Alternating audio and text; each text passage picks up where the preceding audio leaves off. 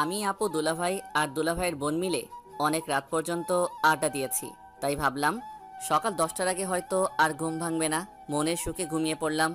ও মা, সকাল 6টা বাজতে না বাজতেই আমার ফোনে একের পর এক রিং বেজে চলেছে। সকাল সকাল মনটা একদম খারাপ করে দিল। যাই হোক, নাম্বার না দেখেই ফোন রিসিভ করলাম। বাট আমি হ্যালো বলার আগেই ওপাশ বকাঝকা শুরু করে দিয়েছে। আমি বিছানায় থেকে হুড়মুড় করে উঠে বসলাম। কণ্ঠটা চেনা চেনা লাগলো, তাই ফোনের স্ক্রিনের দিকে তাকিয়ে দেখি কুত্তা নামে সেভ করা। তার মানে আমার বেস্ট ফ্রেন্ড জান্নাত ফোন দিয়েছে। কি হয়েছে বল? এভাবে বলছিস কেন? আমি তোর বাসার নিচে দাঁড়িয়ে আছি, তাড়াতাড়ি বের হ। পারবো না রে দোস্ত, আম্মু ডাকতেছে। বাসায় অনেক কাজ, বুঝতেই তো পারছিস। বাসায় মেহমান আসছে। তোর আম্মু তোকে ডাকতেছে? রে। আচ্ছা, তোর আম্মুর কি ডায়াবেটিক্স আছে? কেন? তোর আব্বুরও তো আছে, তাই না? কদিন পরে আমারও হবে। তো কি হয়েছে? আচ্ছা এটা বল, তুই এগুলা জিজ্ঞেস করছিস কেন? তোর আব্বু আম্মুকে তো আমি এখন রাস্তা দিয়ে দৌড়াতে দেখলাম, একসাথে হাঁপাতে হাঁপাতে আমাকে এটাও বলেছে, কি মা কেমন আছো? তাহলে কি আমি ভুল দেখেছি বা ভুল শুনেছি? আমি চুপ করে বসে রইলাম। শয়তান মেয়েটা বাহিরে আব্বু আম্মুকে রেখে নিয়েছে। এখন কি বলি? কি হলো, চুপ কেন? মানে হয়েছে কি? এত কিছু শুনতে চাইনি। তুই নিচে আসবি নাকি আমি উপরে আসবো? না না, তুই নিচেই থাক। আপু আসছে কালকে। আর তুই আমার সাথে যে ব্যবহার দেখাচ্ছিস, যেন মনে হয় তুই আমার বিয়ে করা বউ।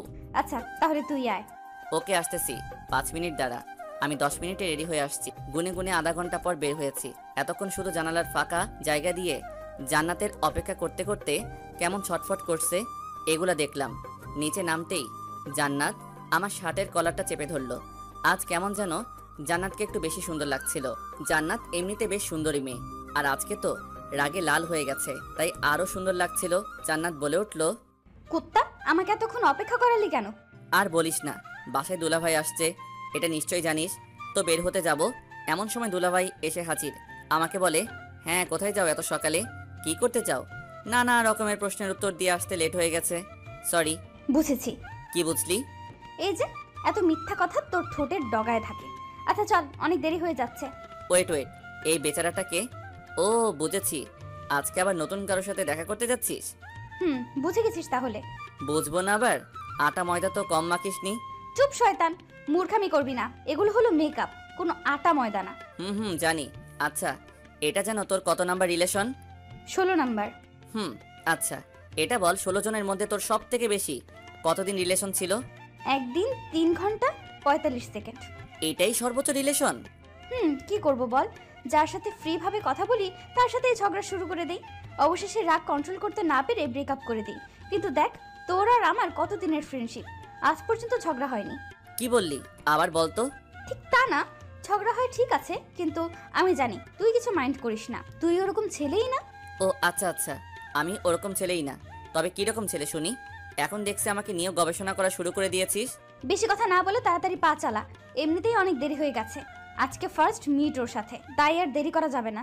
রেস্টুরেন্টে গিয়ে দেখি জান্নাতের সাথে দেখা করবে বলে ছেলেটা বসে আছে। ছেলেটা জান্নাতকে দেখেই হাঁ করে এক দৃষ্টিতে তাকিয়ে রয়েছে। আমি বললাম, কি ভাই, এত সুন্দরী মেয়ে আগে কখনো দেখেননি বুঝি? উত্তরে ছেলেটা বলল, না ভাই, আগে এত সুন্দরী মেয়ে কখনো দেখিনি। পড়ি, একদম পড়ি। ছেলেটা জান্নাতের গুণগান করা শুরু করলো। এক কথায় ন্যাকা মজাকে বলে। ছেলেটি জান্নাতকে বলে, তোমার ঠোঁটের নিচের তিলটা অনেক সুন্দর, চোখ নাক ঠোঁট তো মাশাআল্লাহ, চুলগুলো তো অনেক লম্বা লম্বা দেখা যাচ্ছে। জান্নাতের দিকে তাকাতেই দেখি এত প্রশংসা শুনে আরো বেশি করে ভাব নিচ্ছে। অবশ্য ছেলেটা ঠিকই বলছে। এতদিন তো ভেবেছি জান্নাতের এসব কিছু শুধু আমার একারই ভালো লাগে, তবে এখন দেখছি এগুলো তো সবার নজরে, কিন্তু এসব কিছু আর সহ্য হচ্ছে না। তাই ছেলেটাকে বললাম, আরে ভাই আপনি একটু থামবেন। ছেলেটা চুপ হয়ে গেল। জান্নাতকে বললাম, ছেলে পছন্দ হয়নি, উঠো এখান থেকে। কেন, কি হয়েছে? ভালোই তো আছে। মিষ্টি মিষ্টি কথা বললেই তো তোর কাছে ভালো, কিন্তু এরকম ন্যাকামো করা ছেলেদের আমার একদমই পছন্দ না। তুই পছন্দ কি করে করবি? রিলেশন তো আমি করব। ও আচ্ছা, রিলেশন তুই করবি, আমার কি তাই না? তাহলে আমাকে সকাল সকাল ঘুম থেকে তুলে এখানে নিয়ে আসলি কেন? আমাকে কি তোর বডিগার্ড পাইছিস? তোর বাপে আমার টাকা দিয়ে রাখছে তোর দেখাশোনা করার জন্য? আরো অনেক কথা শুনিয়ে রেস্টুরেন্ট থেকে বেরিয়ে পড়লাম। বের হতেই দেখি পিছন পিছন জান্নাত ও চলে আসছে। আমি আবারও বলতে লাগলাম, কি আসতেছিস কেন? জানা পিরিত কর গিয়ে। আর কিছু বলতে যাব, কিন্তু জান্নাত আমার মুখ চেপে ধরে বলল, চুপ শয়তান, অনেক কথা শুনিয়েছিস, আর না, আর একটা কথা বললে খুন করে ফেলবো, এই বলে দিলাম। হাত সরা আমার মুখ থেকে। এত পারফিউম কেউ দেয় নাকি, তাও আবার হাতে? বাপের টাকা বেশি হয়েছে তাই নষ্ট করছি, তাতে তোর কি? আমি তো ফইননি, আমার বাপের টাকা নাই, তাই না? আচ্ছা এটা বল, আমি 16টা ছেলের সাথে দেখা করেছি, সেখান থেকে তুই কয়টার সাথে আমার ব্রেকআপ করাইছিস? আর আমি নিজে থেকে কয়টা ব্রেকআপ করেছি? 15 বার আমি ব্রেকআপ করিয়েছি। ফার্স্ট মিট এই, আর একবার আমি এসেছিলাম না, তাই সেদিন তো রিলেশন হয়েছিল, কিন্তু ঝগড়া করে পরদিনই তুই ব্রেকআপ করে দিয়েছিস। তাহলে বুঝ, আমার রিলেশন তুই ব্রেকআপ করিস। তারপরেও কি তোকে না নিয়ে কখনো কারোর সাথে দেখা করেছি? আজকে তো এমনি তোকে একটু রাগালাম। ও আচ্ছা হোসেন, আমার কপালে কি প্রেম নেই, নাকি প্রেমের কপালে আমি নেই, কোনটা? জানি না। ভালো ছেলে কোথায় পাবো যাকে তুই নিজে পছন্দ করে আমাকে দিবি? জানি না। আচ্ছা তুই কিন্তু ততটাও খারাপ না, আর তোকে দেখে অনেক মেয়ে ক্রাশ খায়, অনেক আগে থেকে দেখে আসছি, ভাবিস না পাম দিচ্ছি। তো তাহলে তুই আমার হয়ে জানা প্লিজ। নাকের মধ্যে একটা ঘুষি মেরে চোখা নাক ভোতা করে দিব। তুই শুধু আমার খুব ভালো একটা ফ্রেন্ড, সো ভুলেও অন্য কিছু হওয়ার চিন্তাও করবি না, কারণ আমি তোকে ওসব নজরে কখনো দেখিনি। দূর, আমি তো মজা করছিলাম। কিন্তু জান্নাতের চোখে মুখে ফুটে উঠেছে ও আমাকে পছন্দ করে, বাট ফ্রেন্ডশিপ নষ্ট হওয়ার ভয়ে কিছু বলতে পারছে না। সেদিনের মতো বাসায় চলে আসলেও মনের মধ্যে এক রকমের খুঁতখুঁত সৃষ্টি হচ্ছে, কারণ জান্নাতের সাথে আমার অনেক দিনের ফ্রেন্ডশিপ, প্রায় 4 বছরের কাছাকাছি। তবে এত লম্বা সময়েও কখনো বুঝতে পারিনি জান্নাত আমাকে ভালোবাসে। ও এত রিলেশন করতে চায় কিসের জন্য, সেটা এখন বুঝতে পেরেছি। জান্নাত দেখতে চাই ও রিলেশন করলে আমি কোনো রিয়াক্ট করি কিনা। আমি সত্যিই খুব বোকা, এতদিন পর এত বড় সত্যিটা জানতে পেরেছি। এগুলো ভাবতে ভাবতে সিঁড়ি দিয়ে উপরে উঠছিলাম, এমন সময় দুলাভাইয়ের বোন আকির সাথে ধাক্কা লাগলো। আমি খুব ভালো করে বুঝেছি এটা হঠাৎ ধাক্কা না, আকি ইচ্ছে করে দিয়েছে। কি চোখে দেখেন না নাকি? সরি। সরি মানে? এভাবে হবে না, আপনি বলেন আমার ভুল হয়েছে, প্লিজ মাফ করে দেন। ওকে মাফ করে দিয়েছি, এবার যেতে দাও। উফ, আমি কিভাবে ক্ষমা চাইতে হয় সেটা বলছি। আমি আর কিছু না বলেই রুমে এসে দরজা লক করে দিলাম। কিছুক্ষণ পর সিগারেট খেতে ছাদে গেলাম, গিয়ে সিগারেট জ্বালিয়ে খেতে লাগলাম। এমন সময় ছাদে আকির উপস্থিতি টের পেলাম। পিছন ফিরে দেখে সত্যি আকি দাঁড়িয়ে আছে। আকি বলে উঠল, এমা, আপনি সিগারেট খান? কেন চোখে দেখেন না? খাবেন নাকি? খাবো, কিন্তু কোথাও পাই না, তাই খেতেও পারি না। আজ যখন হাতের কাছে পাইছি তখন আর ছাড়ছি না। ওকে আসো, খেয়ে নাও। আকির হাতে সিগারেট ধরিয়ে দিলাম। আকির হাত রীতিমতো কাঁপতে শুরু করে দিয়েছে। আমি বললাম, হইছে হইছে, আর খেতে হবে না, বুঝে গেছি তুমি কত পারবে। এই বলে আকির হাত থেকে সিগারেটটা নিয়ে আমি খেতে লাগলাম, আর ওর দিকে তাকিয়ে হাসতে থাকলাম। রাগে আকির চোখ মুখ লাল হয়ে গেছে। হঠাৎ করে আমার হাত থেকে সিগারেট মুখে নিয়ে জোরে একটা টান মারলো আকি। এরপর কি আর বলবো, 80 বছরের বুড়ার মতো কাশতে শুরু করলো। কাশতে কাশতে শ্বাস নিতেও পারছে না। আমাকে বলে, আপনি এগুলো খান কেমন করে? শয়তান, আগুন দেখে ভয় পায়, আর আগুন মুখে নিয়েছো, তাহলে তো এরকম হবে, তাই না? কি? আমাকে শয়তান বললেন? আমি কখন তোমাকে শয়তান বললাম? আপনার কথাই বুঝে নিয়েছি। ও তাই বুঝি। আমি আজকেই ভাইয়াকে বলে দেবো আপনি সিগারেট খান। তোমার ভাই আমার সাথে বসে সিগারেট খায়, ওকে? আর তুমি যে একটু আগে সিগারেট টানছিলে, ওইটা আমি ভিডিও করে রেখেছি। এমনকি তুমি শুরু থেকে শেষ পর্যন্ত যা কিছু বলেছো বা করেছো সব ভিডিও করা শেষ। তখন আখি নিজেরই মাথার চুল টানতে টানতে নিচে চলে যায়। আমি আবার মনের সুখে সিগারেট টানতে থাকলাম। এমন সময় কুত্তাটার ফোন, সরি জান্নাতের ফোন। 8-9 বার ফোন দেওয়ার পর রিসিভ করলাম। কি হয়েছে বল? এভাবে কথা বলছিস কেন? ওকে বাবা, সরি, এবার বলেন। ফোন ধরতে লেট করলি কেন? বাথরুমে ছিলাম তাই একটি অসাধারণ মিথ্যা কথা বললাম। ও, তোর বাসার ছাদেও বুঝি বাথরুম আছে? মনে তো হয়নি। তাহলে কি ছাদের এক কর্নারে বসে পড়েছিলি? আলতু ফালতু কথা রাখ। আমি বাসার ছাদে, এটা তোকে কে বলেছে? সেদিনের মতো আজকেও কি বাসার সামনে এসে হাজির হয়েছিস? আমার বইয়ে গেছে তোর বাসার সামনে গিয়ে তোকে চেক দিতে যাব। তোকে ফোনে না পেয়ে আন্টিকে ফোন করেছি। আন্টি বলল তুই নাকি ছাদে হাওয়া খাচ্ছিস। হাওয়াই তো খাচ্ছি, তবে কোন হাওয়া খাচ্ছি সেটা তো আর আম্মু জানে না। আচ্ছা তুই কি বলবি যেন? আচ্ছা হুসাইন, মেয়েরা কোন কালার শাড়ি পরলে তোর ভালো লাগে? অবশ্যই নীল। তবে তুই এগুলো শুনে কি করবি? কিছু না। তাহলে তোর নীল শাড়ি পছন্দ? খুব পছন্দ। আচ্ছা, আজকে বিকালবেলায় ফোন দিলে লেকের পাড়ে আসিস তো একটু? ফ্রি থাকলে আসবো। তোর আবার কি কাজ? আসতে বসে আসবি, বেশি বকবক করবি না। ওকে। নিচে চলে আসলাম আমার রুমে। কেমন যেন রুমটা অগোছালো হয়ে আছে। অনেক দিন হলো রুমটা কেউ পরিষ্কার করেনি। আর আমি তাই আকিকে ডাক দিয়ে বললাম, আমি বাইরে যাচ্ছি, আমার রুমটা সুন্দর করে গুছিয়ে রেখো, আমি এসে দেখব। বাহ, আপনার সাহস আছে বলতে হবে। আমার রুম আম্মুকে দিয়ে গোছাই, আর আপনি আমাকে বলছেন তাছাড়া আমি এ বাসার মেহমান, সো আমাকে এসব বলে লাভ নাই। আমি গেলাম। ও কাজ করবে না তাহলে? না, করব না তো। তো আমি সিগারেট খাওয়ার ভিডিওটা সবাইকে দেখিয়ে আসি। প্লিজ না, না এরকম করবেন না প্লিজ। ভাই আমাকে একদম মেরেই ফেলবে। তাহলে চুপচাপ আমি যে কাজগুলো দিয়েছি ওগুলো করতে থাকো। অসহায় অবুঝ একটা মেয়ে পেয়ে এরকম অত্যাচার। চুপ, তুমি অবুঝ। তাড়াতাড়ি কাজ শেষ করো, আমি একটু পরে আসছি। আমি চলেই যাচ্ছিলাম, এমন সময় আঁকি গুনগুন করে বলতে লাগলো, এই জন্যই ছেলেদের বিশ্বাস করতে নেই। আমি ওর কথায় কান না দিয়ে বাহিরে চলে আসলাম ফ্রেন্ডদের সাথে আড্ডা দিতে। তবে আমার সব ফ্রেন্ড কিছুদিন হলো সবাই খারাপ নেশায় আসক্ত হয়ে পড়ে গেছে। কেউ প্রেমে ব্যর্থ হয়ে, আবার কেউ কেউ শখের বশে খেতে গিয়ে নেশায় আসক্ত হয়ে গেছে। মানুষ মাত্রই অভ্যাসের দাস। আপনি কিছুদিন একটা কাজ করবেন, হোক সেটা ভালো কিংবা খারাপ, সেটার প্রতি আপনি একটু হলেও আসক্ত হয়ে পড়বেন। ফ্রেন্ডের সাথে আড্ডা দিচ্ছি, এমন সময় জান্নাতের ফোন রিসিভ করতে জান্নাত বলল, কই রে তুই? এই তো বাহিরে ফ্রেন্ডের সাথে আড্ডা দিচ্ছি, তাড়াতাড়ি লেকের পাড়ে চলে আয়। আমি বাইক নিয়ে 5 মিনিটের মধ্যে লেকের পাড়ে পৌঁছে দেখতে পেলাম জান্নাত নীল শাড়ি পরে বসে আছে। জান্নাতকে দেখতে এতটা সুন্দর লাগছিল যে আমি বাইক সহ মাটিতে পড়ে গেলাম। এটা দেখে জান্নাত হাসতে শুরু করে দিল। ওর হাসি দেখে আমার চোখ কপালে উঠে গেল। মানুষ এতটা সুন্দর করে হাসতে পারে জানা ছিল না। আমি বাইকটা তুলে হাত পা থেকে ধুলাবালি সরিয়ে জান্নাতের কাছে যেতে লাগলাম। যত কাছে যাচ্ছি ততই যেন বুকের ভিতর ঝড় উঠে যাচ্ছে। জান্নাতের পাশে বসে কোনো কথা না বলে এক দৃষ্টিতে জান্নাতকে মন ভরে দেখছি। কি হলো, এভাবে কি দেখছিস? তোকে দেখছি। ঠিক তখনই হালকা হিমেল হাওয়া বাতাসে জান্নাতের চুলগুলো আমার মুখের উপর আছড়ে পড়ল। জান্নাতের চুলের মাতাল করা সুঘ্রাণ আমাকে এক প্রকার পাগল করে দিচ্ছিল। আমি জান্নাতকে বললাম, আমি যদি এখন জ্ঞান হারিয়ে ফেলি তাহলে আমাকে একটু কষ্ট করে বাসায় দিয়ে আসিস তো। অবশ্যই। আর তুই আমার দিকে এভাবে ড্যাব ড্যাব করে তাকাবি না, আমার লজ্জা লাগে। এই বলে জান্নাত ওর হাত দিয়ে আমার চোখ দুটো ঢেকে দিল। কিছুক্ষণ এইভাবে জান্নাতের পাশে চুপচাপ বসে থাকার পর জান্নাত বলে উঠল, কুত্তা, তোর কি আজকের দিনের কথা একটুও মনে নেই? আজকে কি যেন? আজকের এই দিনে তোর সাথে আমার পরিচয় হয়েছিল।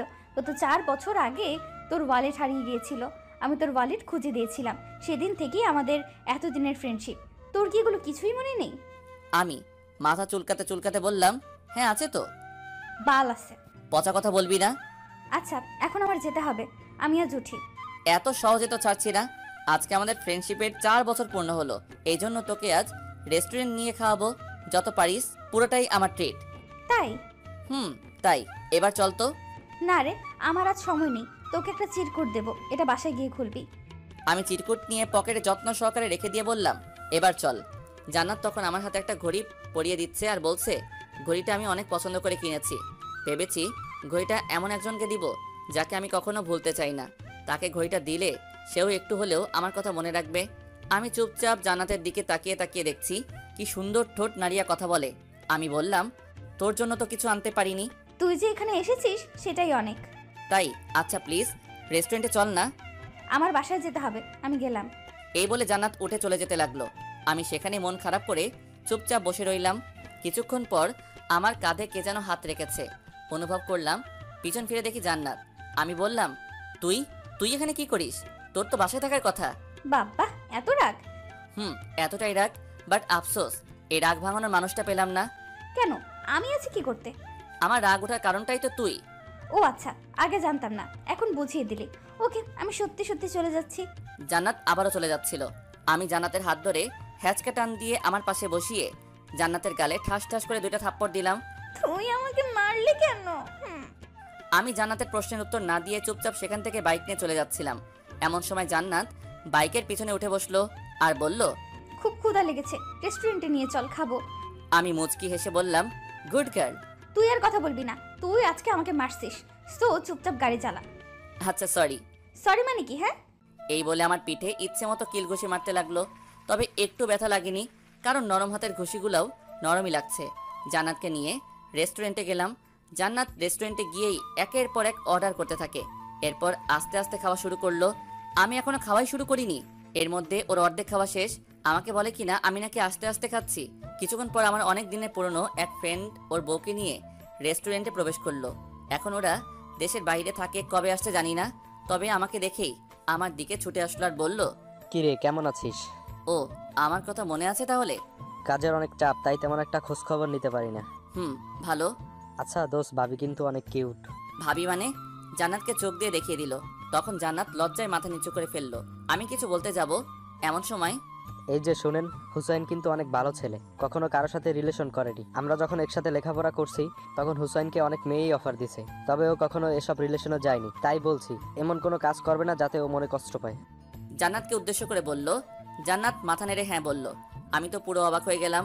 আমার ফ্রেন্ডের সামনে এমনভাবে নিচ্ছে যেন সত্যি সত্যি ও আমার বিয়ে করা বউ। ফ্রেন্ড বলল, আচ্ছা থাক, পরে দেখা যাবে, আজ একটু কাজে আসছি এখানে। আর জান্নাত আপনাকে নীল শাড়িতে অনেক সুন্দর দেখাচ্ছে। জান্নাত ধন্যবাদ বলল। আমি ফ্রেন্ডকে বললাম, হয়েছে হয়েছে, আর চোখ লাগাতে হবে না। তখন ফ্রেন্ড ওর বউকে নিয়ে হাসতে হাসতে চলে গেল। আমি জান্নাতকে বললাম, এটা কি হলো, তুই ওকে বললি না কেন? তুই আমার বেস্ট ফ্রেন্ড। বারে, আমি বলতে যাব কেন? আমার তো শুনতেই ভালো লাগছিল। তার মানে তোর আমার বউ হওয়ার ইচ্ছে আছে? হুম, খুব ইচ্ছে। কি বললি আবার বল। তোর বউ হওয়ার ইচ্ছে আছে বললাম, তাই আর কি। কি করবি, মারবি? ওকে মার। আর আমি যে তোকে চিরকুট দিয়েছি ওটা পড়লেই বুঝতে পারবি। ভালো, তুই খুব সুন্দর করে ফান করতে পারিস। তোর এগুলো ফান মনে হচ্ছে? তাছাড়া কি।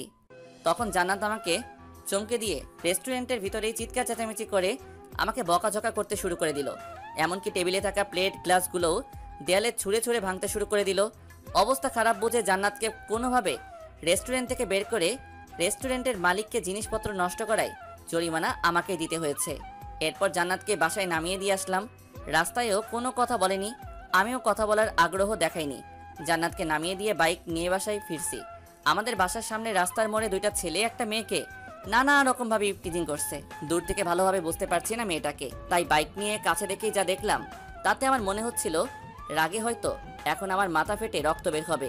দেখলাম দুইটা ছেলে আমার বাসার মেহমান আখিকে ইফটিজিং করছে। আখির গলার ওড়না ওই দুই ছেলের হাতে। দুই ছেলে আখিকে দেখছে আর জিব্বা নাড়িয়ে তাদের ঠোঁট ভেজাচ্ছে।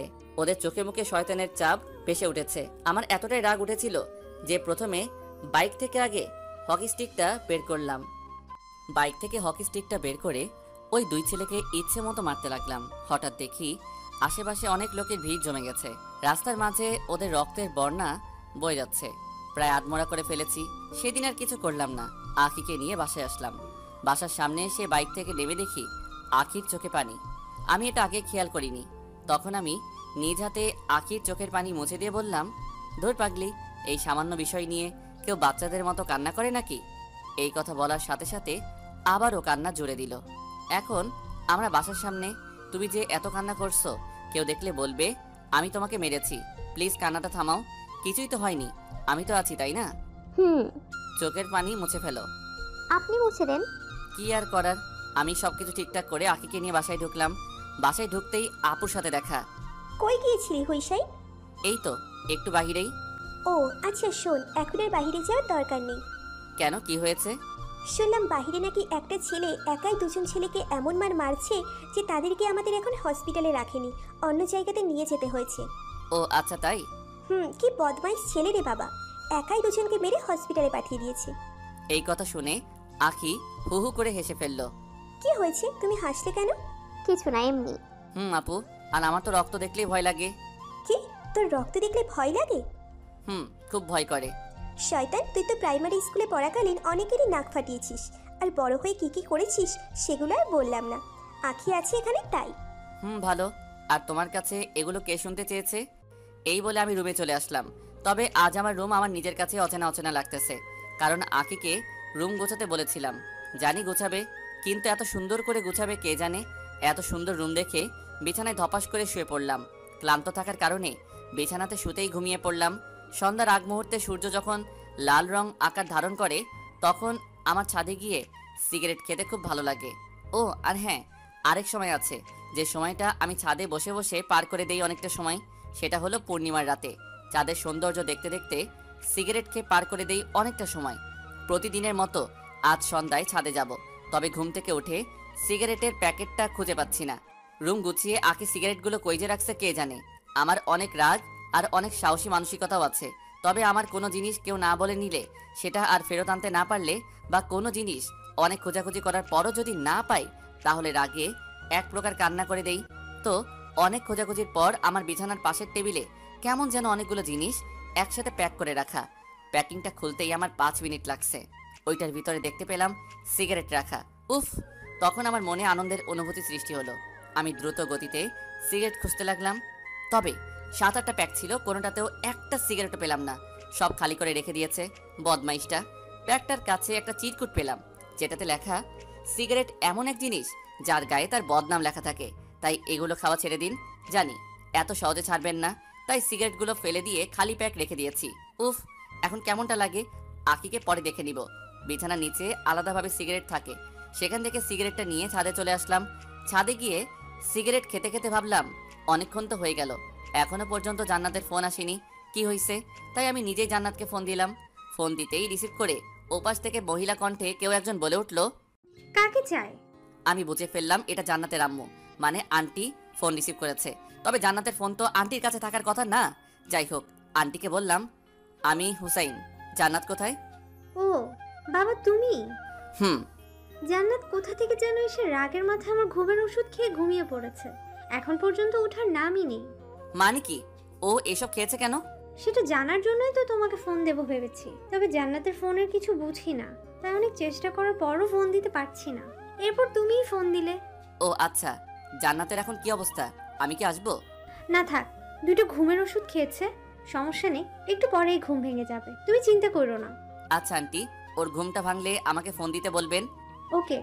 ফোন রেখে ভাবতে লাগলাম, জান্নাত হয়তো আমাকে অনেকদিন থেকেই ভালোবাসে, তবে কখনো বলেনি। তাই আমি আমাদের ফ্রেন্ডশিপ শেষ করে দেব, মানে জান্নাতের সাথে রিলেশনে যাব। সিগারেট শেষ করে নিচে চলে আসলাম। রাতে খাবার খেয়ে বিছানায় শুয়ে শুয়ে ফেসবুক চালাচ্ছি। এমন সময় আমার দরজায় কে যেন নক করলো। আমি বললাম দরজা খোলা আছে, ভিতরে আসতে পারেন। দরজা খুলে আকি রুমে প্রবেশ করলো। আকির হাত দুটো পিছনে, আমার সামনে এসে বলল, আজ আপনাকে কিছু কথা বলবো, আপনার কি শোনার মতো টাইম হবে? হুম, অবশ্যই, আপনি বলেন। আপনাকে আমার প্রথম দেখাতেই ভালো লেগে গিয়েছিল, এরপর ধীরে ধীরে আপনার প্রেমে পড়ে গিয়েছি। এখন সব সময় আপনার কথাই ভাবে। সত্যি বলতে আপনাকে আমি প্রচুর ভালোবেসে ফেলেছি। দেখো আকি, এটা কখনোই সম্ভব না। এত কিছু জানি না, আপনাকে ভালোবাসি এটাই জানি।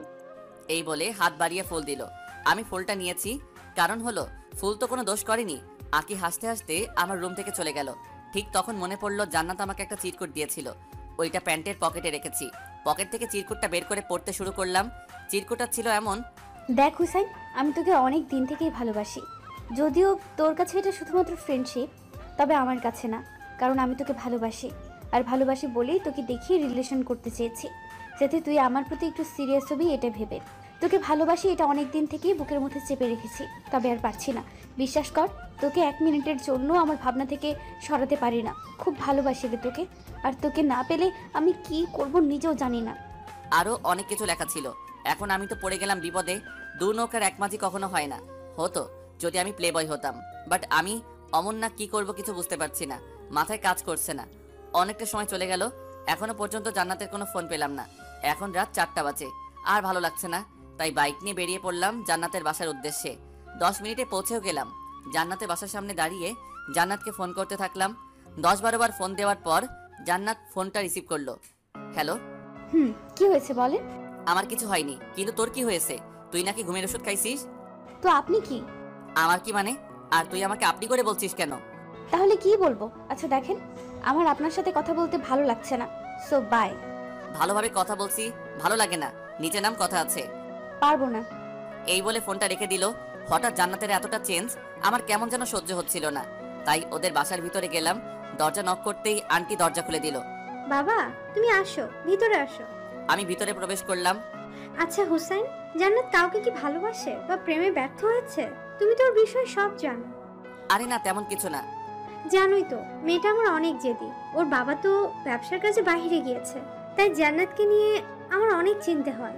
কখন যে কি করে বসে পাগলি মেয়েটা। আপনি চিন্তা করেন না, আমি আছি তো। জান্নাত কোথায়? ও তো উপরে, ওর রুমে। আমি উপরে গিয়ে জান্নাতের দরজাতে নক করলাম, বাট কোনো সারা শব্দ পেলাম না। আমার ডাকাডাকিতে আন্টিও নিচ থেকে চলে এলো। আন্টিও অনেক ডাকাডাকি করলো, কিন্তু কোনো কাজ হলো না। জান্নাত কিছুতেই দরজা খুলছে না। রাগ থাকা ভালো, কিন্তু এতটা রাগ মোটেও ভালো না। আমি সেখান থেকে মন খারাপ করে বাসায় চলে আসলাম। বাসায় এসে নিজেকে পাগল পাগল লাগতেছিল। আমি এজন্য আমার লাইফে কারোর সাথে রিলেশন করিনি, কারণ আমি জানি রিলেশনের সুখের চেয়ে দুঃখের পরিমাণটাই বেশি হয়। কেউ যদি জাস্ট একবার মন থেকে 3-4 বছর রিলেশন করে, সেই প্রেমে ব্যর্থ হয়, তাহলে তারা জীবনটা নষ্ট করতে 1 মিনিটও ভাববে না। ছোটবেলা থেকে যে ভয়টা পেয়ে এসেছি, আজ সেটাই হলো আমার সাথে। কারণ আমি জান্নাতকে ভালোবেসে ফেলেছি। কোন এক কবির কথা, একটা ছেলে মেয়ে কখনো ভালো বন্ধু হতে পারে না, কোনো না কোনো সময় প্রেমে পড়বেই। আমি জানি না কথাটা কতটুকু সত্যি, কিন্তু আমি জান্নাতকে অসম্ভব ভালোবেসে ফেলেছি, এইটুকু বলতে পারি। রাত প্রায় 10টা বাজলো বলে আমার মনটা ভীষণ খারাপ, তাই এক হাতে গিটার, অন্য হাতে সিগারেটের প্যাক নিয়ে ছাদে চলে আসলাম। আমি গিটারিস্ট, গিটার বাজাতে ভালোবাসি, প্রায় সময় ফেসবুক লাইভে আসি, কারণ আমার গিটার বাজানো অনেকেরই পছন্দ। এই গিটার বাজিয়ে ফেসবুকে কত মেয়ের প্রপোজ পেয়েছি হিসাব নেই, কিন্তু সত্যি বলতে ভালোবাসায় বিশ্বাস না করা আমি আজ কারো ভালোবাসার অভাবে ভুগছি। যাই হোক, আজকাল লাইভে গেলাম না, আমাদের ছাদ থেকে চাঁদটা খুব সুন্দর দেখা যায়, তাই গিটার বাজিয়ে সিগারেট খাচ্ছি। এমন সময় ছাদে আঁকি আসলো, তখন মাথাটা পুরো গরম হয়ে গেল। এমনিতে মনটা ভালো না, এখন এসে ন্যাকামো করবে, বলবে সিগারেট খেও না, এই কইরো না, ওই কইরো না, বিরক্তিকর। মেহমান বলে কিছু বলতেও পারি, দাঁত কামড়ে রাগটা আটকে রাখি। আঁকি এসে ঠিক আমার সামনে বসলো, চাঁদটা ঢেকে দিয়ে আমি বললাম, সামনে থেকে সরে বসো, চাঁদ দেখতে দাও। চাঁদ দেখতে হবে না, এখন থেকে আমিই তোমার চাঁদ। এই কথাটা শোনা মাত্রই আমি চেয়ার থেকে পড়ে গেলাম। তখন আঁকি আবারও বলল, আমি থাকতে তোমার কোনো চিন্তা নেই, তুমি একবার পড়ো, 1000বার পড়ো, আমি তোমাকে তুলে নেব। এখন আপনারাই বলেন, এরকম ন্যাকামো কি সহ্য করা যায়? এমনিতেই অনেক ডিপ্রেশনের মাঝে আছি। আমি বললাম, যদি এতই ভালোবাসতে তাহলে পড়তেই দিতে না। হয়েছে হয়েছে, ন্যাকামো রাখো আর আমার সামনে থেকে সরে বসো। না সরলে কি করবে? কি করব শুনবা? বলো। তোমাকে ছাদ থেকে ধাক্কা দিয়ে নিচে ফেলে দিব। কি বিশ্বাস হয় না? এই বলে আমি চেয়ারেই একটু নড়ে চড়ে বসলাম। আকি ভয় পেয়ে হুড়মুড় করে সেখান থেকে উঠে অন্য জায়গাতে চলে গেল। আকি দূর থেকে বলল, আপনি এমন কেন? কেমন? খুব পচা আপনি, শুধু শুধু ভয় দেখালেন। শুধু শুধু না, কাছে আসলে বুঝবা। শুধু শুধু নাকি সত্যি সত্যি? আকি আর কিছু না বলে নিচে চলে গেল। বেচারিটা হয়তো অনেক ভয় পেয়েছে। আকি চলে যাওয়ার পর আবারও সেই ডিপ্রেশন মোডে চলে গেলাম। তাই নিচের রুমে চলে আসলাম, কিন্তু কিছু ভালো লাগছে না। আমার এক ফ্রেন্ড বলেছিল ও নাকি কি যেন এক নেশা করে, যেটা একবার খেলে নাকি অনেক সময়ের জন্য সব কষ্ট ভুলে থাকা যায়। জীবনের প্রথমবার নেশার জগতে পা রাখতেছি। সেই ফ্রেন্ডকে ফোন দিয়ে বুঝিয়ে বললাম, ওগুলো আছে? আছে। কেন? খাবো। ওকে ব্রাদার, চলে আয়। আম্মুর হাজারটা বারণ থাকা সত্ত্বেও বাইক নিয়ে বেরিয়ে পড়লাম, কারো কথা শুনলাম না। আম্মু অনেক বললো, এত রাতে বাইক নিয়ে বের হইস না বাবা, বিপদ হতে পারে। আমি আম্মুকে জড়িয়ে ধরে বললাম, কিছু হবে না, তোমার দোয়া আমার সাথে আছে তো, তাই না? এই বলে বাইক নিয়ে বেরিয়ে পড়লাম। রাস্তায় তেমন একটা গাড়ি নেই, 2-1 মিনিট পর পর মালবাহী ট্রাক যাচ্ছে, তাই বাইকের স্পিড 100-র নিচে আসতেই দেয়নি। হঠাৎ করে কেমন যেন মাথা ঘুরে গেল, চোখে অন্ধকার দেখলাম, তাই বাইকের কন্ট্রোলটা হারিয়ে এক মালবাহী ট্রাকের নিচে চলে গেলাম। তারপর আমাকে সেখানে থাকা লোকগুলো হসপিটালে নিয়ে গিয়েছে। আমার অবস্থা খুব খারাপ, শরীর থেকে প্রচুর রক্তক্ষরণ হয়েছে। আমার বাসার লোকজনকে ফোন করে ডাকা হলো, সবাই কান্নায় ভেঙে পড়লো। বাবা মায়ের একমাত্র ছেলে, বুঝতেই তো পারছেন। হসপিটাল থেকে আমায় মৃত্যু ঘোষণা করার পর আমাকে মর্গে পাঠিয়ে দেওয়া হয়। এগুলো কিন্তু সুস্থ হওয়ার পরে জানতে পেরেছি। আমাকে মর্গে রাখা হলো। সেদিন হসপিটালে কোনো এক অকেশন চলছিল, মানে অনুষ্ঠান, তাই আমার পোস্টমর্টেম সেদিন করা হয়নি, কাল করবে বলে জানিয়েছে। হঠাৎ করে আমার জ্ঞান ফিরে, তখন আমি মর্গে লাশ রাখার রুমেই। ডাক্তারের ভুলের কারণে আমাকে মৃত ঘোষণা করা হয়েছে। তাছাড়া সায়েন্সে এমন ব্যাখ্যা আছে যে রোগীর রেসপন্স দুর্বল থাকার কারণে ডাক্তারদের বুঝতে সমস্যা হয়। আমার সাথে হয়তো সেটাই হয়েছে। যাই হোক, জ্ঞান ফিরে পাবার পরে আমি বুঝতেই পারছি না আমি কোথায় আছি। সাধারণত মর্গে অনেক ঠান্ডা, ফ্রিজের মতো, যাতে লাশ পচে গলে না যায়। আমার খুব ঠান্ডা লাগছে, কারণ আমার শরীরে পাতলা সাদা চাদরের মতো কাপড়টা ছাড়া আর কিছু নেই। আমি অন্ধকারে দরজা খুঁজে ধাক্কালাম, কাজ হলো না, বাইরে থেকে লক করা। আর সেদিন হসপিটালে অকেশন থাকার ফলে গার্ডরা সব ওখানেই, কিন্তু আমি ঠান্ডায় একদম জমে যাচ্ছি। রুমটা পুরো অন্ধকার, কিছু দেখতে পাচ্ছি না। এই রুমে অনেক লাশ রাখা আছে। আমি তাদের শরীরে চাদরের মতো কাপড়গুলো একসাথে করে আমার গায়ে জড়িয়ে নিলাম। তবে আমি তখনও বুঝিনি এটা কিসের কাপড়। হাতের কাছে যা পেয়েছি তাই কুড়িয়ে নিয়েছি। তখনও আমার মাথায় জান্নাতের কথা ঘুরপাক খাচ্ছে, আর ভাবছি কখন যে সকাল হবে। এরকম আর বেশিক্ষণ থাকলে এবার সত্যি সত্যি মরে যাব। মর্গে অসহায়ের মতো ঠান্ডায় কাঁপতে কাঁপতে আবারও জ্ঞান হারিয়ে ফেললাম। সকালের আগে জ্ঞান ফিরে পেলাম। মর্গের উপরে ছোট জানালা দিয়ে দিনের আলো দেখা যাচ্ছে। আলো দেখে আমার দেহে যেন প্রাণ ফিরে পেলাম।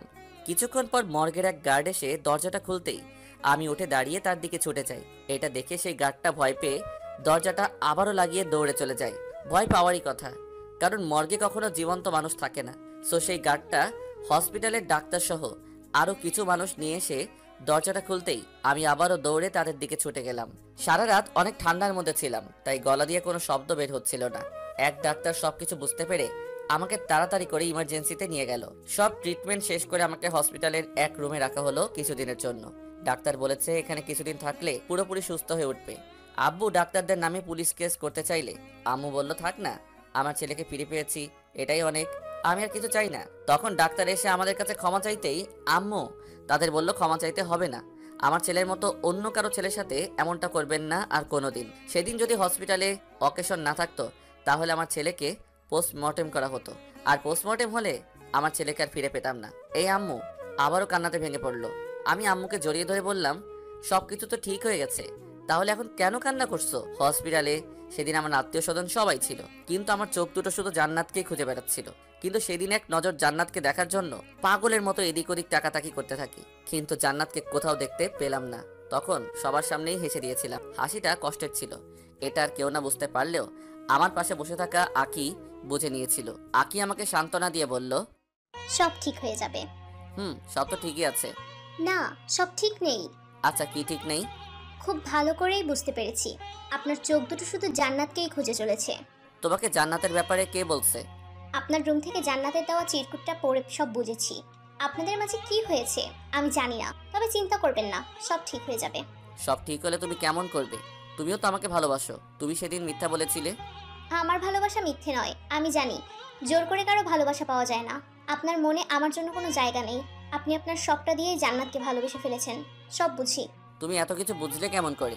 মেয়েদের অনেক কিছু বোঝার ক্ষমতা থাকে, সে আপনি বুঝবেন না। জি না, মেয়েরা অনেক কিছু বুঝতে পারে কিনা সেটা জানি না, তবে মেয়েদের কোনো কিছু কেউ বুঝতে পারে না। যেমন আমি, জান্নাত কেন এমন করছে কিছুই বুঝতে পারছি না। আপনার ভালোবাসা যদি সত্যি হয়ে থাকে তাহলে অবশ্যই জান্নাত আপনার জীবনে আবার ফিরে আসবে। তাহলে তোমার ভালোবাসার কি হবে? আমার ভালোবাসা না হয় অপূর্ণই থেকে যাবে। সব ভালোবাসার যে পূর্ণতা পেতে হবে এমন তো কোনো কথা নেই। ভালোবাসার মানুষকে সারা জীবনের জন্য পেতে হলে অনেক বড় কপাল লাগে, আর সেটা তো আমার নেই। এইটুকু বলে আখি চোখের পানি লুকিয়ে মুচকি হেসে রুমের বাইরে চলে গেল। আখি বাইরে চলে গেলে আম্মু ভিতরে এসে বলল, বাবা কিছু লাগবে? হুম। কি লাগবে বাবা? একটু বাইরে যেতে চাই। কেন, কি লাগবে বল আমাকে, আমি এনে দিচ্ছি। সিগারেট লাগবে, এনে দিতে পারবে? আম্মু জানেই আমি অনেক আগে থেকে সিগারেট খাই, শুধু গল্পে, বাস্তবে সিগারেটের ধোয়া পর্যন্ত সহ্য করতে পারি না। আম্মু কিছুক্ষণ চুপ থেকে বলল, তোর এই অবস্থায় কিভাবে সিগারেট দিই তোকে? প্লিজ মা, আর পারতেছি না, একটা খেলে কিছু হবে না। আচ্ছা দেখছি কি করা যায়। এই বলে আম্মু চলে গেল। কিছুক্ষণ পর আকিকে দিয়ে একটা প্যাকের ভিতরে একটা সিগারেট আর একটা মেস পাঠিয়ে দিয়েছে। এসব দেখে আকি বলে উঠল, আপনার তুলনা হয় না, আপনার আম্মুর সাথে আপনি এতটা ফ্রি আগে জানতাম না। হুম। আমি আস্তে আস্তে উঠে ওয়াশরুমে গিয়ে সিগারেট খেয়ে আসলাম। এইভাবে দুদিন চলে গেল। ডাক্তার এসে বলল, হুসাইন ঠিক হয়ে গিয়েছে, তবে কিছু ওষুধ লিখে দিচ্ছি, ওগুলো ঠিকমতো কিছুদিন খেলে পুরোপুরি সুস্থ হয়ে উঠবে। আচ্ছা আমার ছেলেকে বাসায় নিয়ে যেতে পারবো কবে? কাল সকালে, তবে আজ বিকেলেও নিয়ে যেতে পারেন, সমস্যা নেই। কখন বাসায় যেতে চাও বাবা? এখনই যাব। এখন যেতে পারবে না? আচ্ছা তাহলে আমরা বিকালের দিকে বাসায় যাব। আমি মাথা নেড়ে হ্যাঁ বললাম। বিকেলের দিকে আমাকে বাসায় নিয়ে আসা হলো। সন্ধ্যার দিকে জান্নাতের কথা খুব মনে পড়ছিল, শরীরটাও তেমনভাবে ঠিক হয়নি। আমি সকল রাগ অভিমান ভুলে পায়ে হেঁটেই জান্নাতের বাসার উদ্দেশ্যে বেরিয়ে পড়লাম। জান্নাতের বাসার সামনে যেতেই দেখতে পেলাম জান্নাতের রুমের লাইটটা অফ, কিন্তু এখন জান্নাতের রুমের লাইট অফ থাকার কথা না। আমি দরজাতে নক করার সাথে সাথে আন্টি দরজা খুলে দিল। তুমি অসুস্থ তো এত কষ্ট করে এখানে আসার কি দরকার ছিল? হসপিটালে আমাকে সবাই দেখতে এসেছিল, আপনিও ছিলেন, কিন্তু জান্নাত আসেনি কেন? ওর কি কোনো সমস্যা হয়েছে? আন্টির মুখের দিকে তাকিয়ে লক্ষ্য করলাম আন্টি কোনো কিছু আমার কাছ থেকে লুকাচ্ছে। না বাবা, তেমন কিছু না। আন্টি আমাকে নিয়ে জান্নাতের রুমে গেল। আন্টি লাইটটা অন করতেই দেখতে পেলাম জান্নাত ঘুমাচ্ছে, তবে এটা সেই আগের জান্নাত না, অনেক শুকিয়ে গিয়েছে, চোখের নিচে কালো কালো ছাপ পড়ে গিয়েছে। আমি জান্নাতের পাশে বসে জান্নাতের মাথায় হাত রাখতেই ওর ঘুমটা ভেঙে গেল। জান্নাত বিছানায় উঠে বসে আমাকে বলল, কেমন আছিস? ভালো, তবে তোর এই অবস্থা কেন? এমনি, হো কিছু না, বাদ দে। আচ্ছা, তোকে একটা কথা বলার ছিল। বল। দুদিন পর আমার বিয়ে, সো আমার বিয়েতে তোকে কিন্তু আসতেই হবে। আমার মাথায় যেন আকাশ ভেঙে পড়লো। ডাক্তার বলেছিল আমি যেন কোনো কিছুর চাপ না নেই। আমি নিজেকে সামনে নিয়ে বললাম, এটা কবে ঠিক হলো? কিছুই তো জানলাম না, আমাকে না জানিয়ে বিয়ে ঠিক করে ফেলেছিস। আজ আমি না আসলে হয়তো আমাকে ছাড়াই বিয়েটা করে ফেলতি। আব্বুর ফ্রেন্ডের ছেলের সাথে হুট করেই আমার বিয়ে ঠিক করে ফেলেছে, আমি বুঝতেও পারিনি।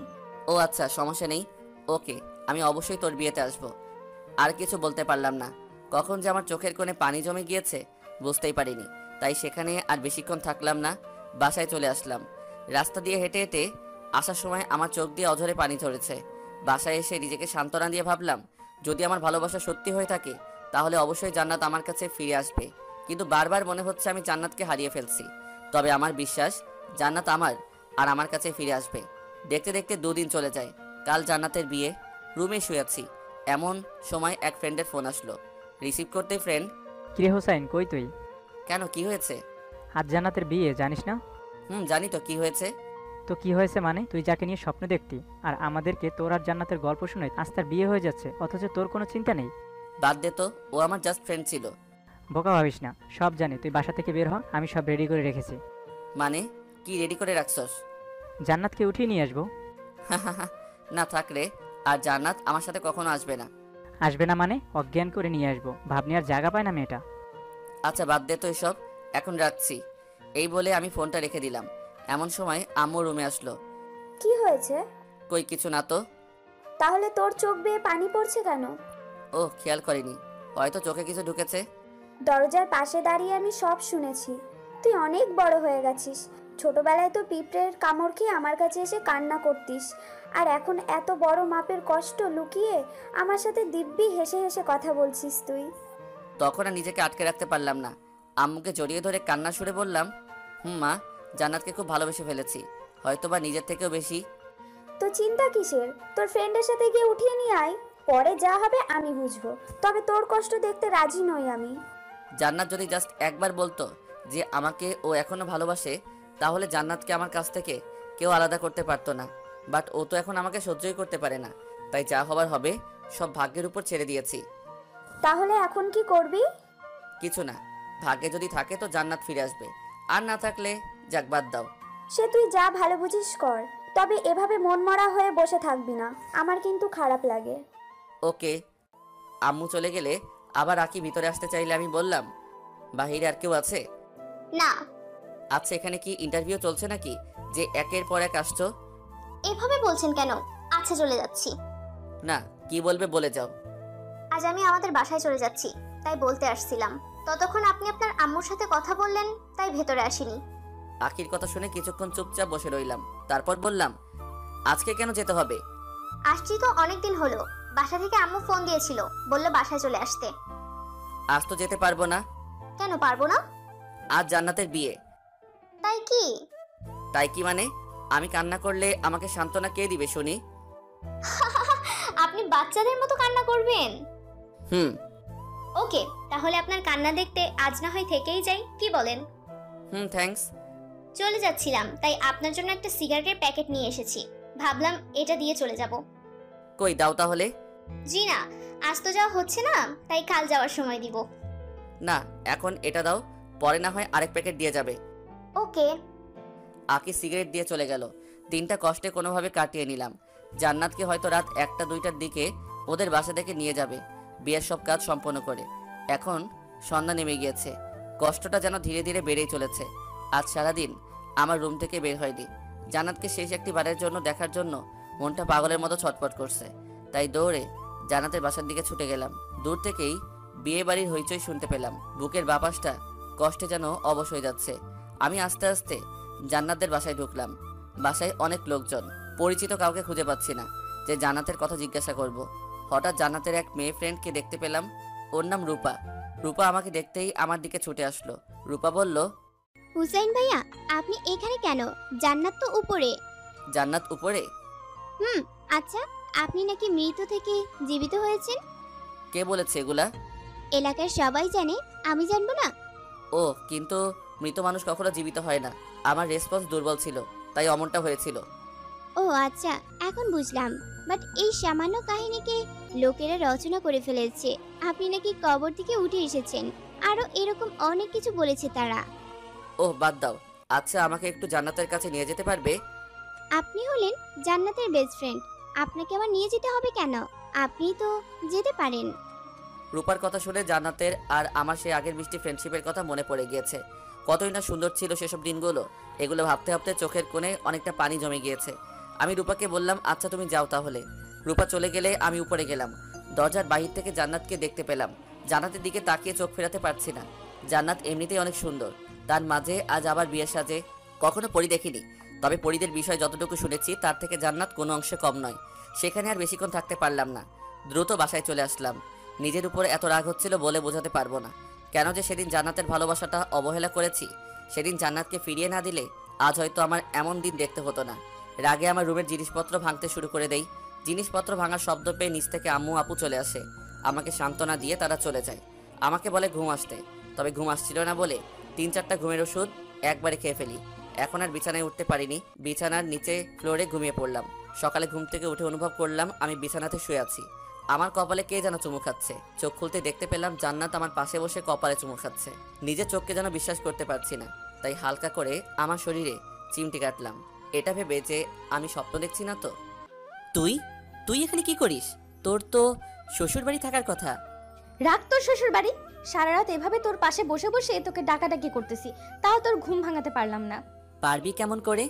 অনেকগুলা ঘুমের ওষুধ খেয়ে ঘুম দিয়েছি। এই কথা বলা মাত্রই জান্নাত আমার বুকের উপর উঠে বসে আমার গালে মিষ্টি মিষ্টি থাপ্পড় মেরে বলতে থাকে, শয়তান, তুই এগুলো খাইছিস কেন? তোর কাছ থেকেই তো শেখা এগুলি খাওয়া। আমি আগে অবশ্যই খেয়েছি, যার ফলে আমার শরীর স্বাস্থ্য মাঝখানে নষ্ট হয়ে গিয়েছিল। এখন আর খাই না, তাই আবার ঠিক হয়ে গিয়েছে। সেটা তো দেখতেই পাচ্ছি, তবে তুই এখানে কেন? তাহলে কোথায় থাকবো? শ্বশুর বাড়ি? হুম। আমার ভালোবাসা এত সস্তা মনে করিস? সস্তা না হলে বিয়ে করতে রাজি হয়েছিলি কেন? আব্বুর ফ্রেন্ডের ছেলের সাথে আমাকে জোর করে বিয়ে দিতে চেয়েছিল। আমি রাজি হয়েছি বলে আজ এখানে আসতে পেরেছি। না হলে কি? না হলে আমাকে আটকে রেখে জোর করে বিয়ে দিয়ে দিত। বুঝেছি।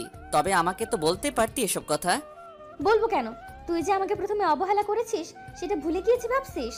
কিচ্ছু ভুলিনি, তাই তোকে একটু শিক্ষা দিলাম। এটা একটু শিক্ষা, আর একটু হলে তো মরেই যেতাম। ভালো। ভালো। তবে তুই এখন আমার বুকের উপর থেকে নেমে অন্য জায়গাতে বস গিয়ে। জি না, আমি তোর বুকের উপরেই বসে থাকবো। কি করবি তুই? সত্যি ব্যথা লাগতেছে, রাতে কিছু খাইনি। এমন সময় আখি রুমে আসলো, এসে বলল আমাকে আর জান্নাতকে আম্মু নিচে ডাকছে। জান্নাত আমার উপর থেকে উঠে বসে আখিকে বলল, তুমি তাহলে আখি? হুম। হুসাইনের মুখে তোমার কথা অনেক শুনেছি। যা শুনেছি তার থেকে কোনো অংশে কম নয়। অনেক সুন্দরী তুমি। কি যে বলেন আপু, আপনার সৌন্দর্যের মাঝে সকল সৌন্দর্য হার মেনে যাবে। আমি এতটাও সুন্দর না। ওকে, আমি হুসাইনের কাছ থেকে শুনেছি তুমি নাকি হুসাইনকে লাইন করো। আখি চুপ করে রইলে জান্নাত বলল, তোমাকে হুসাইনের থেকে ভালো একটা ছেলে এনে দেব। আর হুসাইন কিন্তু বেশি একটা ভালো না, ওকে আমি খুব ভালোভাবেই চিনি। তবে মন থেকে ভালোবেসে ফেলেছি, কি আর করার, তাই ছুটে চলে আসলাম। ভালোই হয়েছে, আপনাকে ছাড়া উনি অনেক কষ্টে ছিল। আপনি আসাতে ওনার মুখে হাসি ফুটেছে দেখছি। আচ্ছা, আমি নিচে গেলাম, আপনারা তাড়াতাড়ি করে নিচে আইসেন। ওকে, যাও, আসছি। আমি আর জান্নাত নিচে গেলাম। জান্নাত আম্মুর পায়ে সালাম করলো। আম্মু জান্নাতকে বলল, তুমি এখানে আসছো এটা কি তোমার বাসায় জানে? না, কেউ জানে না। তাহলে তো তাদের ফোন দিয়ে জানাইতে হবে, তা না হলে তারা চিন্তায় থাকবে। না, ফোন দিয়ে না, ফোন দিলে এসে আমাকে নিয়ে যাবে। আরে সমস্যা নেই, আসছো যখন নিয়ে যেতে পারবে না। চিন্তা করো কেন, আমি তো আছি, দেখি কেমন করে নিয়ে যায়। খুব ভয় করছে, আব্বু যে রাগী। সমস্যা নেই, আমি ফোন দিচ্ছি। আম্মু জান্নাতদের বাসায় ফোন দিয়ে জানায়, জান্নাত আমাদের বাসায় তা জানালো। এরপর আম্মু আমাকে বলল, আচ্ছা তোরা গল্প কর, আমি আসছি। আমি জান্নাতকে নিয়ে উপরে চলে গেলাম। উপরে এসে জান্নাত আমাকে বলল, তুই রাতে কিছুই খাসনি? খেয়েছি তো। কি খাইছিস? এই ধরো সিগারেট, আরো নেশা জাতীয় অনেক কিছু। এসব খেয়ে কি লাভ বলতো আমাকে? জানি না। ভালো, তুই থাক, আমি নিচ থেকে আসছি। কই যাস? নিচে। আবার পালিয়ে যাবি না তো? তখন জান্নাত আমার দিকে ভ্রু কুচকে কিছুক্ষণ তাকিয়ে থেকে আমাকে ভয় দেখিয়ে নিচে চলে গেল। কিছুক্ষণ পর আমার জন্য জান্নাত নুডলস করে নিয়ে এসে আমাকে খাইয়ে দিতে শুরু করলো। আমিও মনের সুখে খাওয়া শুরু করলাম। সব নুডলস কখন যে শেষ করে ফেলেছি নিজেও জানি না। আচ্ছা, নুডলসটা কে রান্না করেছে? কে আবার? আমি।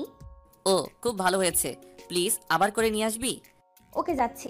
জান্নাত আবারও নুডলস করে নিয়ে আসলো। আমি জান্নাতকে বললাম, তুমি রাতে কিছু খেয়েছো? চিন্তায় ভালো লাগে না, আবার খাওয়া? তার মানে রাতে কিছু খাওনি? না। এর জন্যই তোমাকে আবার নুডলস করে আনতে বলেছি। কেন, তুমি খাবে না? আর কত খাবো, অনেক খেয়েছি। এখন তুমি হাঁ করো, আমি খাইয়ে দিচ্ছি। খাওয়া শেষ করতে জান্নাত আমার বুকের মধ্যেই টি শার্ট ও মুখ মুছে বুকেই মাথা রেখে চুপচাপ বসে রইল। আমিও কিছু না বলে পাগড়িটাকে বুকে জড়িয়ে নিলাম। কিছুক্ষণ পর লক্ষ্য করলাম আমার টি শার্ট কেমন যেন ভেজা ভেজা লাগছে। জান্নাতের মাথা আমার বুকের উপর থেকে উঠাতে চাইলে জান্নাত আরো শক্ত করে আমাকে জড়িয়ে ধরলো। আমি কোনোভাবে জান্নাতের মাথা উঁচু করতেই দেখতে পেলাম জান্নাত কান্না করছে। কান্না করছো কেন? খুব ভয় করছে। কেন? কিছুক্ষণ পর যদি আব্বু এসে আমাকে নিয়ে যায়, যদি তোমাকে হারিয়ে ফেলি, তাহলে সত্যি সত্যি আমি কিন্তু সুইসাইড করব, এটা জেনে রেখো। কী সব বলছো এগুলা? পাগল হয়ে গেছো নাকি? আর ভাবলে কেমন করে আমার কাছ থেকে তোমাকে কেউ আলাদা করতে পারবে? আসতে দাও তোমার ওই টাকলা বাপটাকে।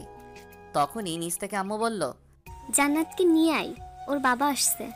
জান্নাত আমাকে জড়িয়ে ধরে বলল, আমি যাব না, তুমি যাও। যাবে না মানে? এখন কিন্তু কোলে উঠিয়ে নিয়ে যাব। ওকে চলো, আমার বিশ্বাস আছে তোমার উপরে। নিচে আসলাম জান্নাতকে নিয়ে, তবে জান্নাত আমার পিছনে মুখ লুকিয়ে লুকিয়ে আসতে থাকলো।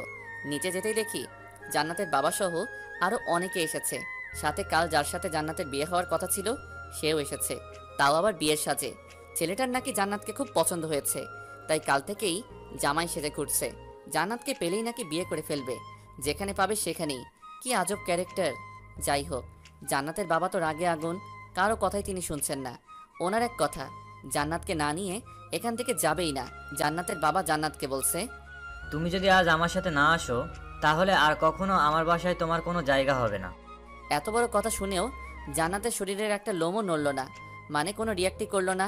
এই কথা শুনে এটার মানে একটাই, জান্নাত আমাকে প্রচুর বিশ্বাস করে ফেলছে, তার সাথে আমার উপর অনেক আস্থা রেখেছে।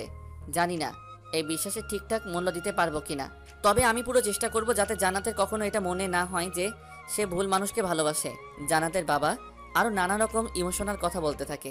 একসময় বিরক্ত হয়ে গেলাম, তাই আমি জান্নাতের বাবাকে বললাম, জান্নাতের গর্ভে আমার সন্তান আছে। সত্যিটা জানাতে দেরি করে ফেলেছি, তবে আজ বলতেই হচ্ছে। এখন আপনি নিয়ে যেতে পারেন।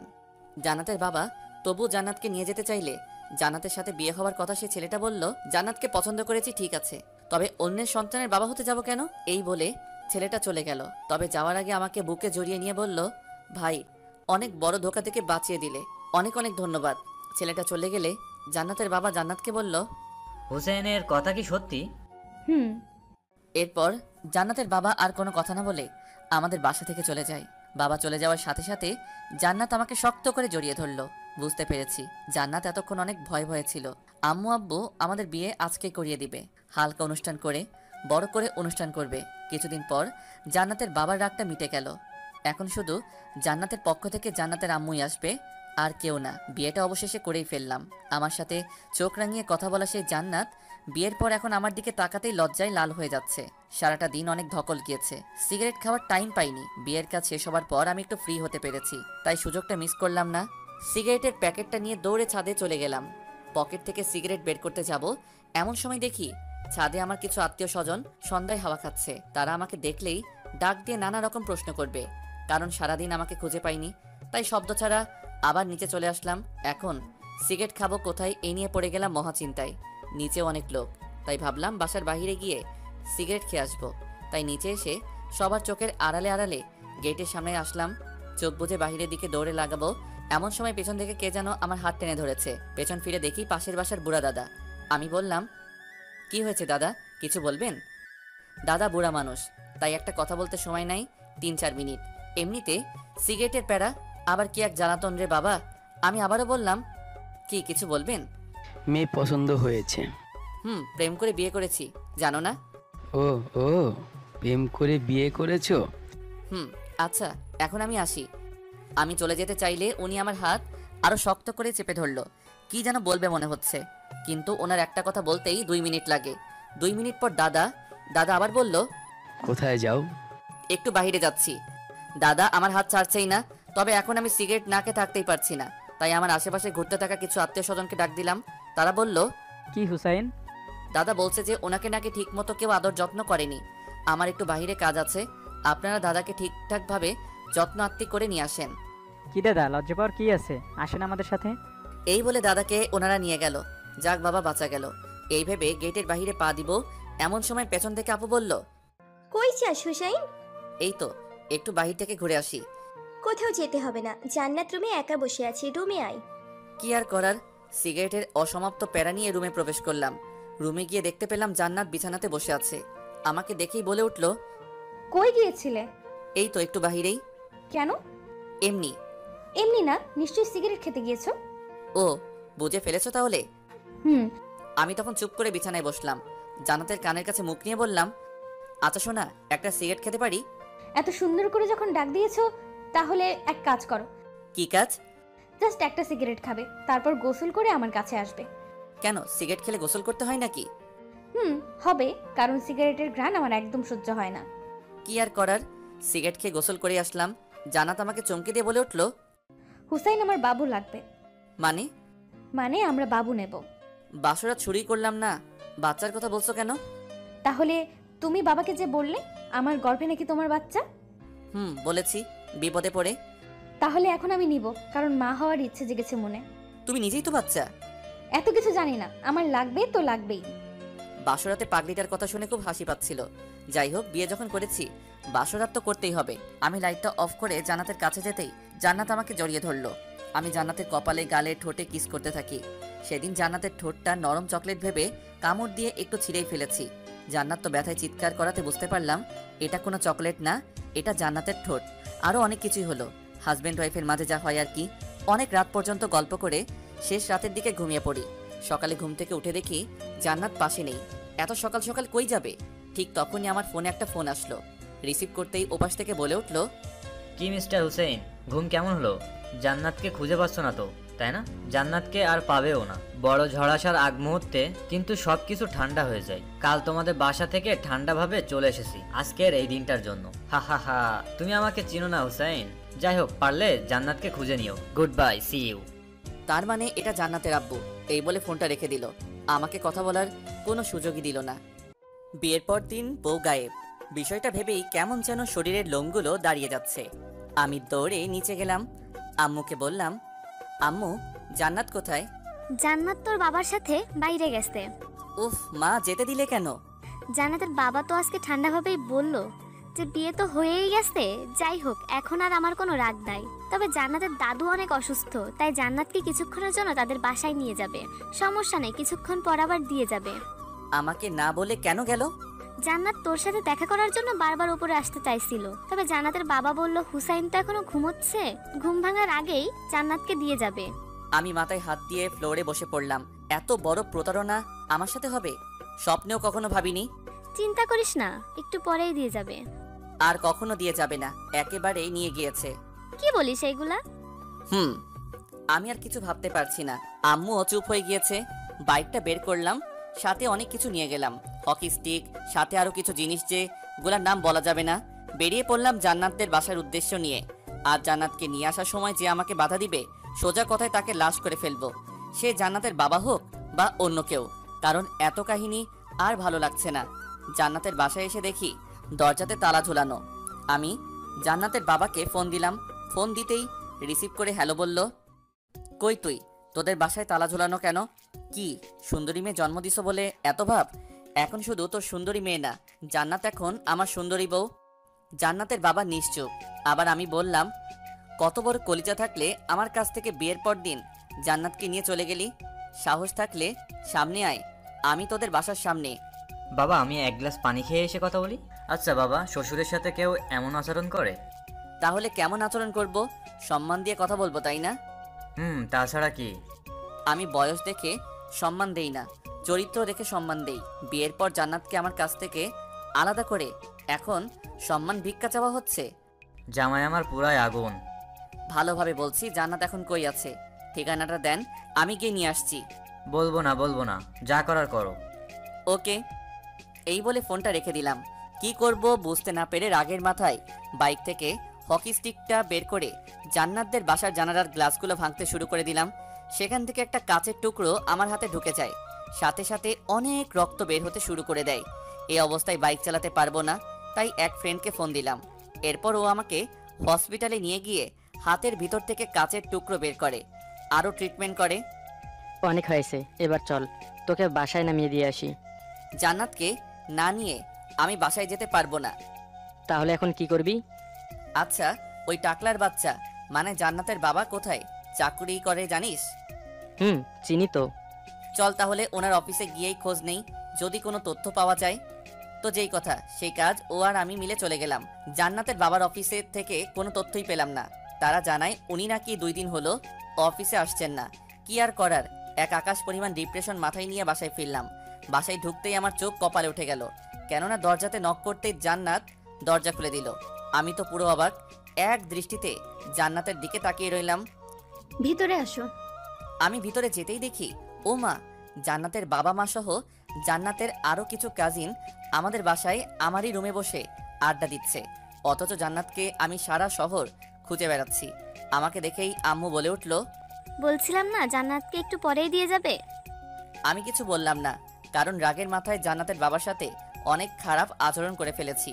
খারাপ ভাষায় গালিগালাজও করেছি। ভেবেছিলাম জান্নাতের বাবা হয়তো শয়তান টাইপের মানুষ, তবে এখন বুঝতে পারলাম উনিও আমার বাবার মতোই সহজ সরল। এখন জান্নাতের বাবার কাছে ক্ষমা চাইতে হবে, কিন্তু কিভাবে সেটা বুঝতেছি না। কেউ কিছু বোঝার আগেই আমি জান্নাতের বাবার কাছে গিয়ে মাথাটা নিচের দিকে ঝুঁকিয়ে বললাম, আমার ভুল হয়েছে, আপনি মজা করেছেন আর আমি এটা সত্যি ভেবেছি। কারণ হলো আমাদের বিয়েটা আপনার ইচ্ছার বিরুদ্ধে হয়েছে, তাই ভেবেছি সত্যি সত্যি আপনি জান্নাতকে নিয়ে গিয়েছেন। বিয়ের পরদিন এমন কিছু হবে কল্পনাও করতে পারিনি, তাই রাগের মাথায় আপনাকে অনেক কথা শুনিয়েছি। প্লিজ আমাকে আপনার ছেলে ভেবে মাফ করে দেন। জান্নাতের বাবা তখন উঠে দাঁড়িয়ে আমার কাঁধে হাত রেখে বলল, তোমার কোনো ভুল হয়নি, ভুল তো আমার হয়েছে। জান্নাতের কথাই কাজ করে। জান্নাতকে ওর দাদু দেখতে চেয়েছিল বলে বাসায় নিয়ে এসেছি। তুমি ঘুমিয়েছিলে তাই আর বিরক্ত করিনি। ভেবেছি তুমি ঘুম থেকে ওঠার আগে জান্নাতকে রেখে যাব, কিন্তু জান্নাত বলল তোমাকে ফোন দিয়ে ওসব কথা বলে পরীক্ষা নিতে চেয়েছিল। বিশ্বাস করো, জান্নাত লিখে দিয়েছিল আর আমি ওগুলো পড়ে পড়ে বলেছি। আমি মনে মনে ভাবলাম জান্নাতের কাছে শয়তানও হার মেনে যাবে, এটা তো সামান্য বিষয়। ও আচ্ছা, তাহলে পরীক্ষা নিয়ে কি বুঝলেন? আমি কি পরীক্ষায় পাশ করতে পেরেছি? পাস না, তুমি 100তে 100 পেয়েছো। জানোই জান্নাত ছাড়া আমার আর কোনো ছেলে মেয়ে নেই। ছোটবেলা থেকেই জান্নাতের সব ইচ্ছা পূরণ করেছি। ওর বিয়েটা আমার ইচ্ছেতে দেব বলে, কিন্তু শয়তান মেয়েটা চালাকি করে ঠিক সময় বাসা থেকে বের হয়ে তোমার কাছে চলে এসেছে। তবে তোমাকে আমার খুব পছন্দ হয়েছে। শেষ কথা হলো জান্নাত কিন্তু আমার খুব আদরে মেয়ে। আশা করব তুমি আমার থেকেও বেশি আদর করবে জান্নাতকে। অবশ্যই। আমি জান্নাতকে নিয়ে পাশের রুমে গেলাম। কিছু কথা আছে ওর সাথে। জান্নাত যেতে চাইলো না, কারণ ও বুঝে গিয়েছিল আমি অনেক রেগে আছি আর বারবার আমার কাটা হাতটার দিকে তাকাচ্ছিল। কি হয়েছে এটা হয়তো বলার সাহস পাচ্ছে না, তো জান্নাতকে এক প্রকার জোর করেই পাশের রুমে নিয়ে গেলাম। জান্নাতের দিকে তাকাতেই চমকে গেলাম। ঝামেলা লাগিয়ে দিয়ে এখন এমনভাবে আমার দিকে তাকিয়ে রয়েছে যেন পৃথিবীর সব থেকে নিষ্পাপ মুখগুলোর মধ্যে একটা। জান্নাত বলল, সরি। এত বড় ঝামেলা লাগিয়ে মাত্র 2 অক্ষরের সরি? তাহলে কি করতে হবে বলো? 2 টাকার মার্বেলের মতো বড় বড় চোখ করে তাকিয়ে না থেকে কাজের কথায় আসো। কাজের কথা মানে? মানে আমি রাগের মাথায় তোমাদের বাসার সব জানালার গ্লাসগুলো ভেঙে দিয়েছি। সো কি? তাড়াতাড়ি বলো। ওইগুলো জরিমানা তুমি দিবে।